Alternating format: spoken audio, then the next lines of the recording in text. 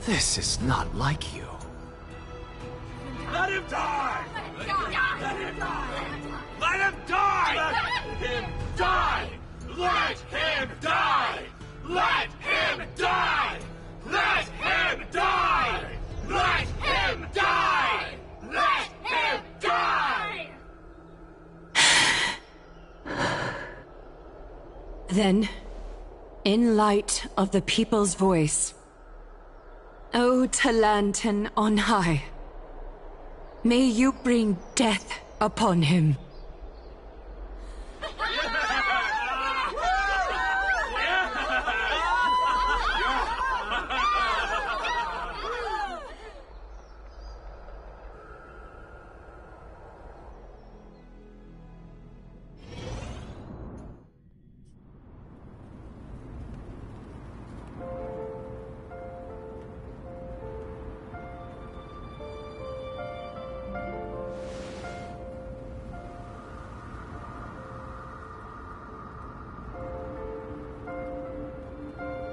Allow me to reintroduce myself.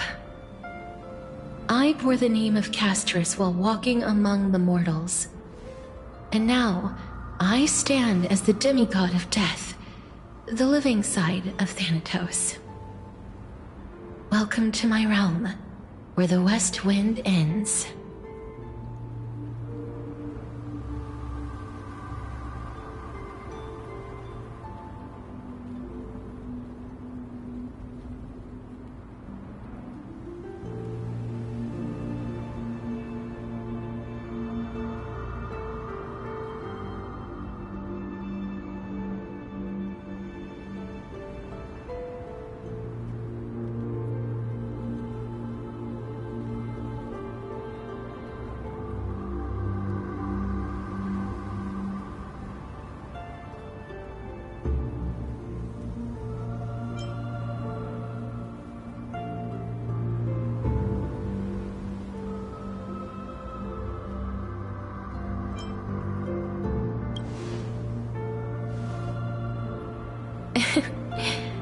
Every departed soul who has arrived here has expressed the same. Did you know? Every flower here was planted by Thanatos themselves. These flowers were originally both lifeless and immortal, but in the first rain brought by the River of Souls, they were given new life, flourishing as the bearers of countless souls. And it is my duty as the Master of Death to tend to their well-being and foster their growth in this serene haven. Similar to the structured cycle of life and death in the mortal world, these flowers too shall wither and fade, returning to the earth and then ascending to the sky with mist and tides. Eventually, they will descend to the mortal land as gentle rain. Every soul undergoes the perpetual cycle of reincarnation, albeit in varied forms, until the world meets its end. Yet, sadly, there's no time left for Emphorius to wait for when the flowers bloom again. Now, death is the power at my fingertips. It once led the souls of the deceased here, but I shall open the gate of the Netherworld and return you to the realm of the living. In exchange, please, take the core flame of death with you and complete the flame chase journey. Do not let our work thus far be in vain.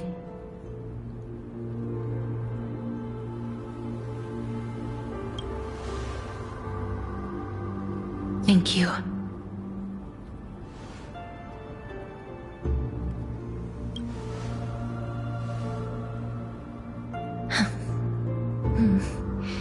Just like the other demigods, I will stay here and embrace my destiny.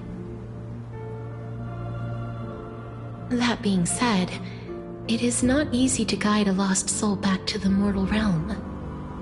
The whispers of death are sweet and alluring. If your determination wavers, you will succumb and be forever ensnared by the Netherworld's grasp. Please consider this a one-time exception. I will do everything in my power for the Flame Chase journey. And for your life, the only life I can save.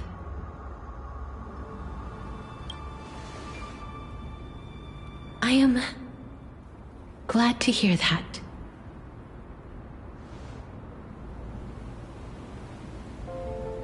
Over here!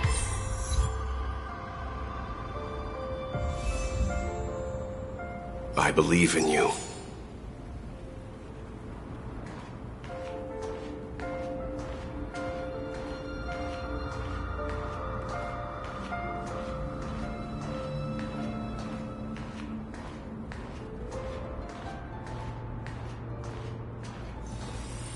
Please, I beg you, look back for me. Your embrace awaits you. Lift your chin up high and step forward with us to war tomorrow! That's right. Keep your eyes on the dawn. Onward. Show me your courage.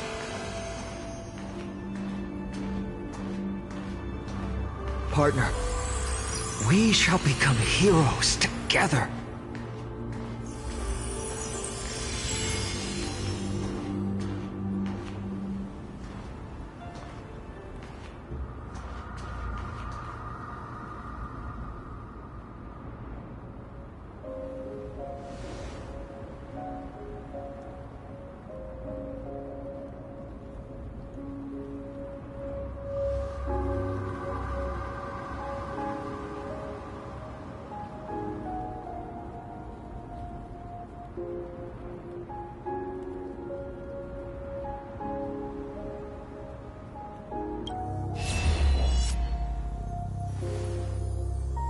Fear not, as a touch of red will be awaiting you at the end of the path.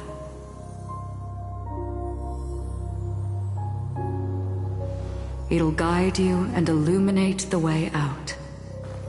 By doing so, you'll eventually reunite in the warmth of the sunlight.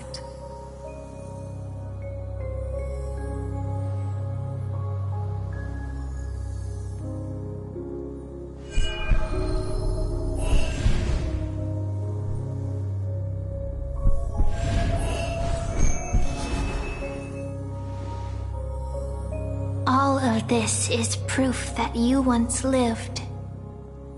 Your soul, your memories, the years you've journeyed through, and the path they revealed, leading you back home.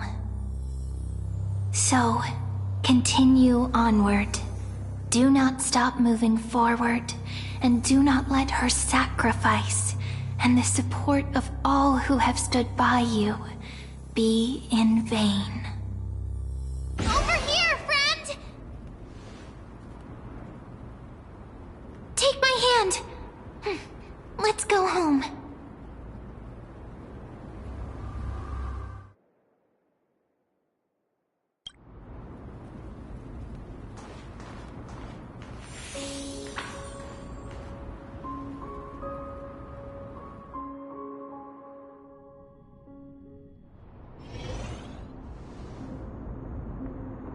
At last, I knew you could do it. Your soul is still perfectly whole, as if some kind of force is trying its best to keep it together. Is it Orynyx's final blessing? Or is it a miracle of your own? It's truly incredible. Such a strange surge of familiarity. So hard to describe. Perhaps it is fate, once again fulfilling its own design. Or perhaps it is the laws from beyond the sky, so familiar to you, that intertwined our fates long ago.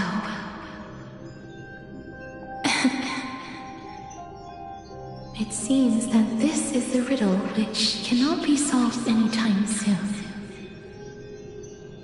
The sensation of becoming a demigod is truly wondrous. It's as if the river of souls is winding its way through the depths of my spirit, transforming with each breath into a fine rain that nourishes the world. Do you recall that prophecy?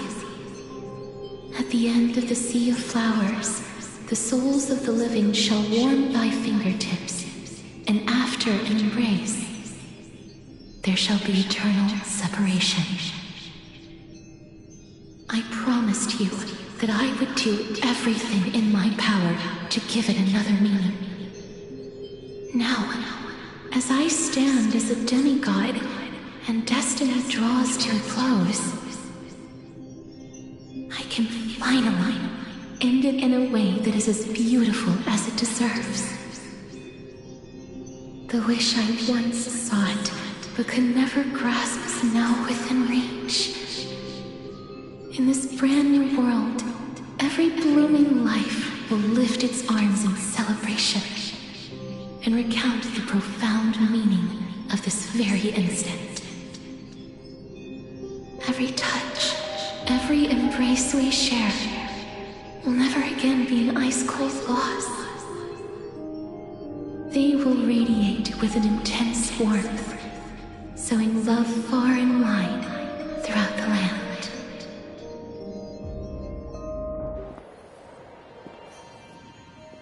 The other shore is very cold.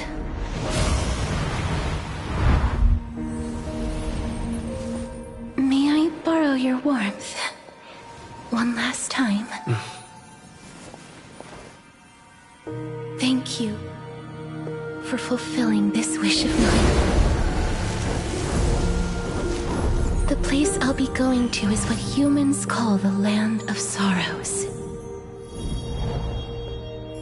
But with this heartbeat and the residual heat of this embrace, I shall turn the Netherrealm into a gentle place of rest.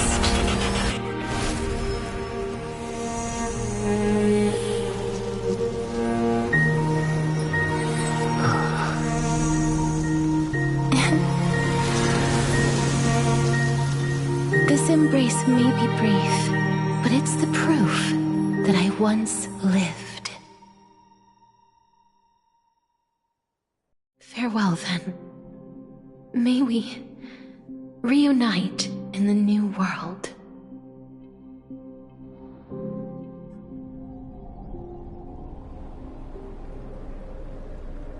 That grand and absurd performance was what you've been seeking your whole life? I gave up everything in search of truth, and it culminated in this very moment. You, on the other hand, performed as I expected. You did not hesitate when you saw the chance to attain power. It's as if you... crave power, like a fly craves rot. Those are your words, not mine. But what you said at the end, did you already know what I had planned for Thainan? I may have lost an eye, but my vision is clearer than anyone else. You've nearly exhausted your humanity. You're no different from my current state as a walking corpse. That's true. I've long since burned to ash over the past 1,000 years. Only he is capable of unleashing a raging fire that rivals our final great enemy, Aquila. So, this is our last chance. How about we let go of the bad blood between us? May I resonate with your core flame, Aglaya? Please do. That's impossible. To persist with your soul thinned to such an extent. You're insane. Just as you fight to lug your corpse onward to complete your unfinished goals, I have my own reasons for doing this. Until Finan grows into his position as the prophesied leader, I must continue to lead everyone on the Flame Chase journey. I must keep inching forward, even if only as an empty shell. I've long predicted this was the case, but I didn't think you'd already lost so much. How ironic. We would have avoided so many misunderstandings if you and I had just spoken this candidly before. But casting aside our ideological differences, there is one thing you and I agree on. Finan. Yes. He was born to be a hero. He understands the hearts of the people, and I can confidently say he is a far better leader than you. Only he is capable of fulfilling your mission. Sadly, he is a man cursed by Nestia. But by my estimates, his horribly elaborate sense of style should not impede Era Nova. Congratulations are in order. We found common ground at the very end of our destined paths. When you put it that way, it makes me want to take back what I said. Glaya, we're back. Come welcome our great hero reborn from the ashes. I hope he didn't hear your earlier assessment. It wouldn't be the first time I criticized him. A man should be aware of his own shortcomings.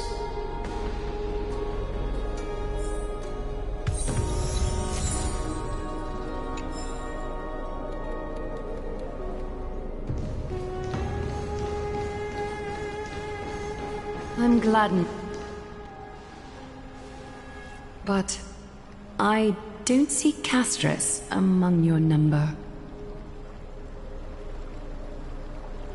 It looks like she not only helped me prove my theory, but helped you fulfill your mission as well.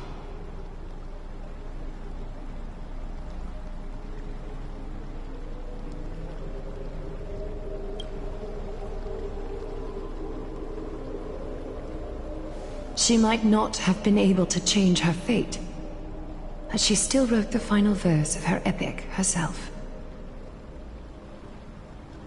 Trinan, please recite the prophecy for us. Trailblazer, please surrender that scalding core flame for us as well. You are the only life she ever saved by her own hand in her 1,000 years on this earth. I believe no one is more qualified for this noble task.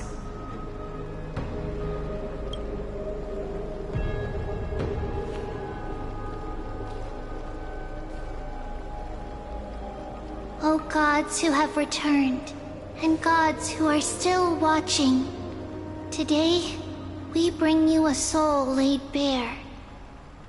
The Hand of Shadow, Thanatos, remembered their name from the past.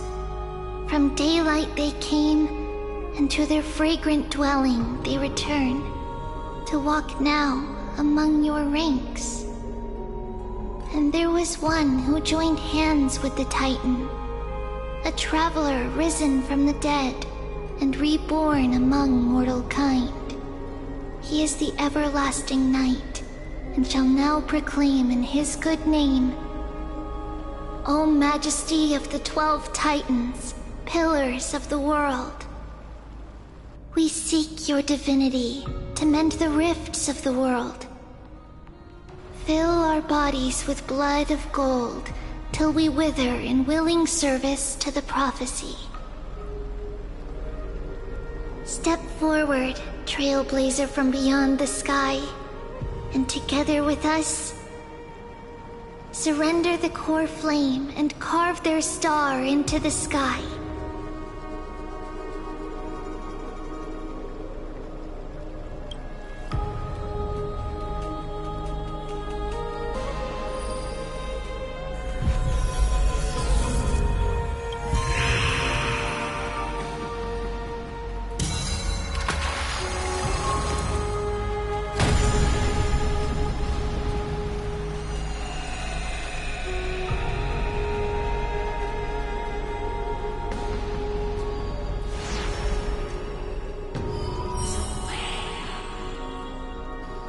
A constellation for death.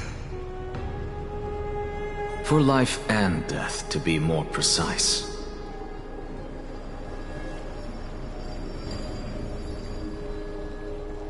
Look! It's...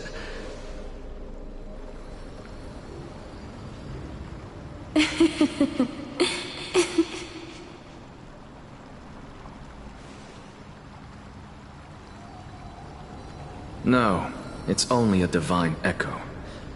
I think she's here for the trial.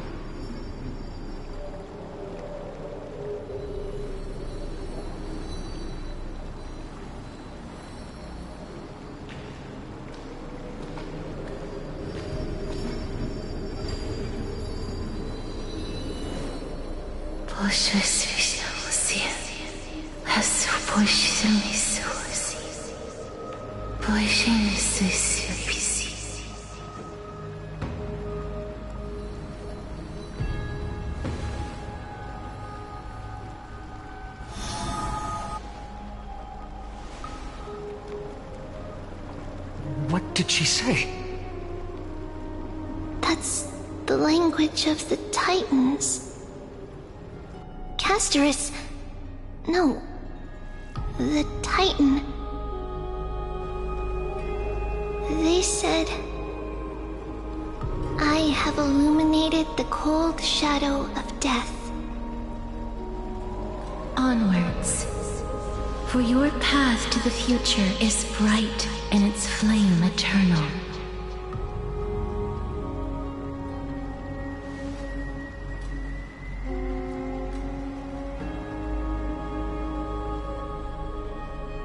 Do not forget.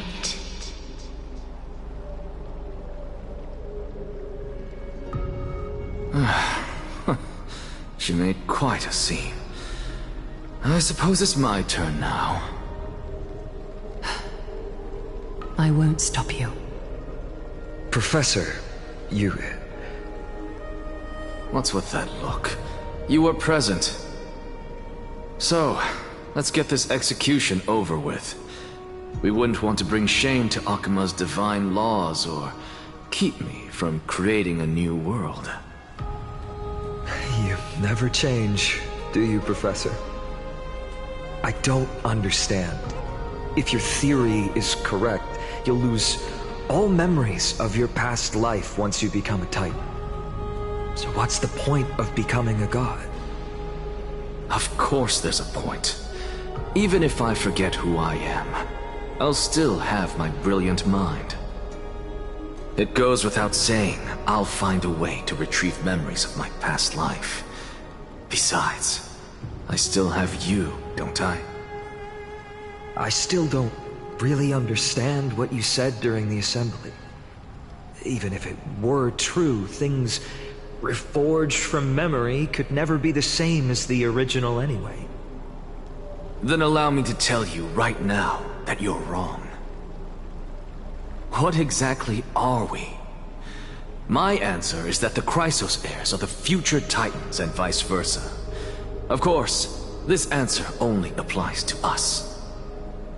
So, what are we when it comes to regular mortals? The very essence of the world, our souls, are tiny invisible seeds that hold records of each person's memories of the world. And we are the buds that sprout from these seeds to grow into great trees. Is that what new sporism means? Correct. Once our physical bodies are born, we become new extensions of the world. From there, we plant our seeds into someone's memories, and then scatter them into the hearts of countless people in the future. Just as seeds are affected by their environment, so too will our appearances differ across memories. But the partial memories we carry will always be the same, because that is just how the world is. To destroy our very existence, one must destroy the world itself. But we have someone who will still live on with his perfect memory. That person is you, child of Kefali. This is what it means to be the world-bearing Titan. So, carry everything of this world and live on. Don't disappoint those most precious to you. Don't disappoint Lady Goldweaver. And especially, don't bring dishonor to my theory. Anaxa, I swear to you, I'll lead everyone to our reunion in the New World. Good. That is all I have to say. Farewell, everyone. May we meet again in the next life. Farewell, great performer. May Cersei's safeguard your thoughts.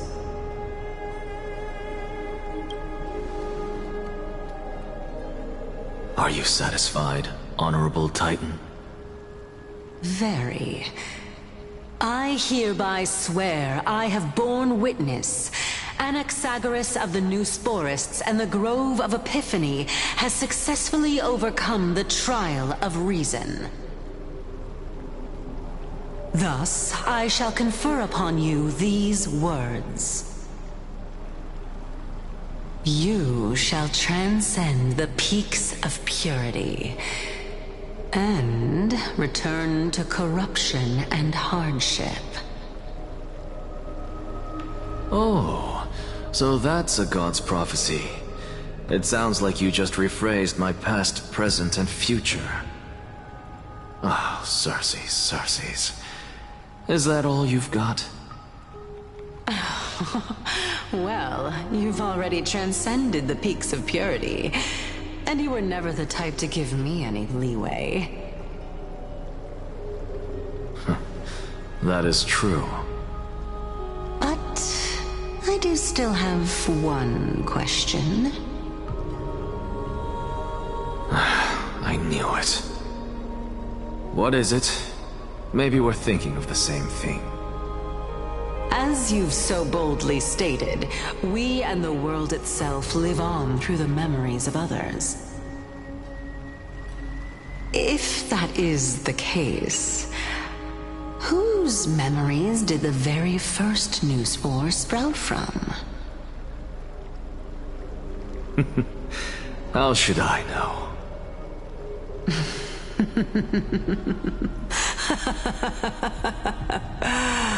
Oh my.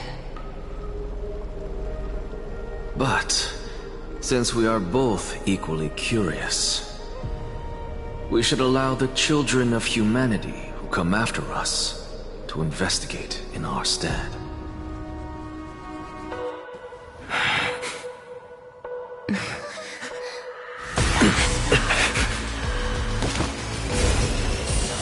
Rejoice, Cersei's. Sow the seeds of suspicion in the new world with your soul! And now, the objective is complete. That is all.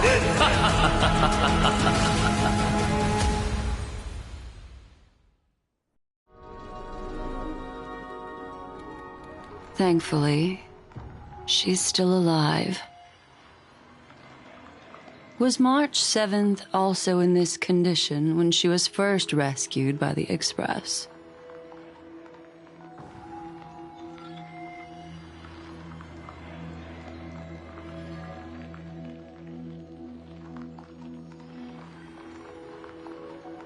But she still woke up naturally. Looking on the bright side, that might happen this time as well.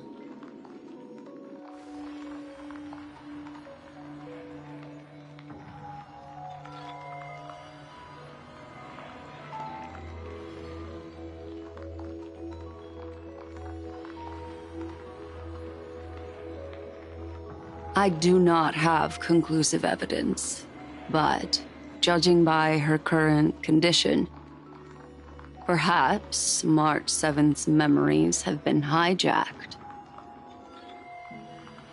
Think about it, Miss Himiko.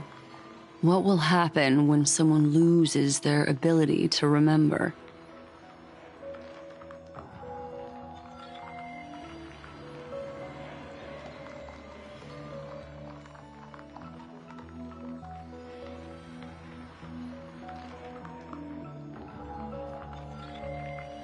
Unfortunately, short-term memory is an entirely different concept from the inability to remember. Perhaps it is difficult for you to imagine, but an individual who has lost their ability to remember turns into nothingness. The belief of the Garden is that everything in this universe can be interpreted through memories. This is the driving force behind the continuance of this path. The past is made up of memoria, while the future is a possibility that will eventually be converted to memoria. But the present, it doesn't really exist, and it's only an abstract expression. Therefore, when a person is affected by the path and loses their ability to remember, their physical form will also be affected. These ice crystals are a manifestation of that.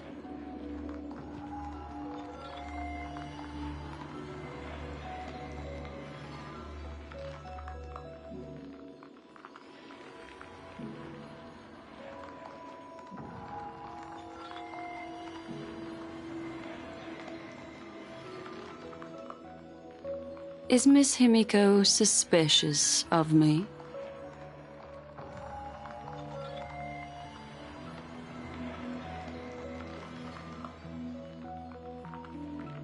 In other words, now is the time for me to prove my innocence. That's not a problem, of course. The true reason behind my intentions is that Amphorius holds special significance. For some memo keepers of the Garden with extremist views, it is a perfect example. A world that can only be seen through the Garden's mirror means that memo keepers have the right to keep the world in their private collection. If those Pathstriders of Remembrance were to uncover the secrets of Amphorius first, they might unleash their wild ambitions and remodel more worlds into a similar form.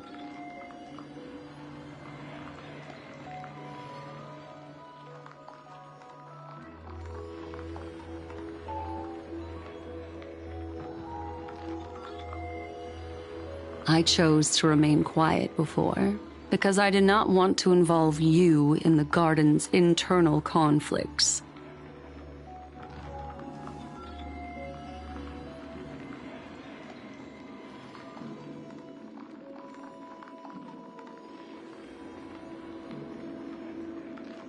You can be even bolder with your guesses. The people that I'm talking about, they aren't just individuals. They are an organization that has already attached itself to the pinky finger of Fu Li.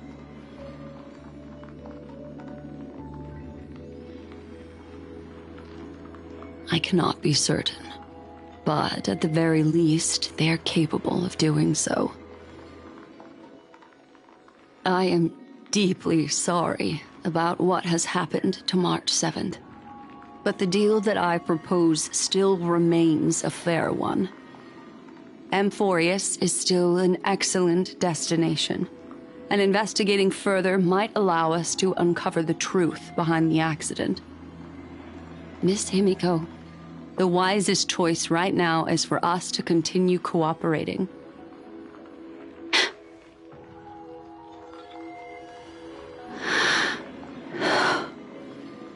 Let me take back a part of what I said just now, Miss Himiko. Although we indeed struck a deal, it seems like I have involved you in some unforeseen danger. Please accept my deepest apologies.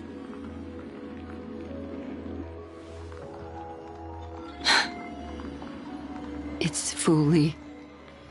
Their gaze has just swept across Amphorius.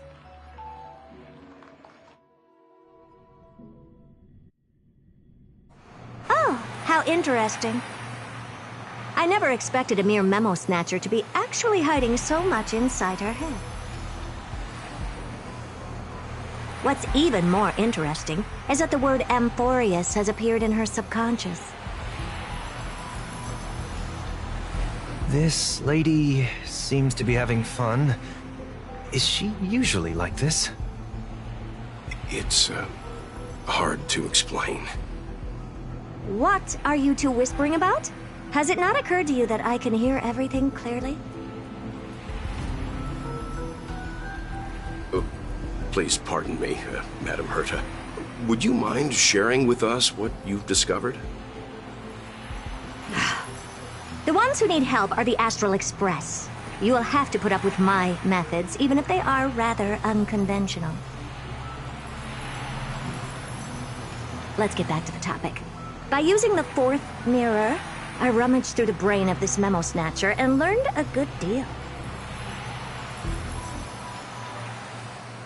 Not only does this person know of Amphorius, but there are also many memo keepers who are interested in the place.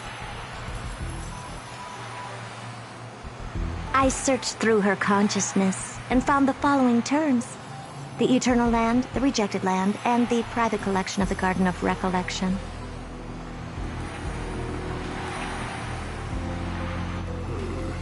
It seems like Miss Black Swan is indeed hiding some things from us. Since I'm not able to find any useful clues from the outside, why don't I personally visit this mysterious Amphorius? You're planning to head to Amphorius yourself? Yes, but not in the flesh like you all foolishly did. See these Herta mirrors? With them, I can project my data spirit entity to any corner of the cosmos through spatial warps, without even needing to leave my room. But of course, these corners of the cosmos must be within the coverage zone of inter-astral peace communications. After all, this is collaborative technology. I see. You do seem like the more indoor type.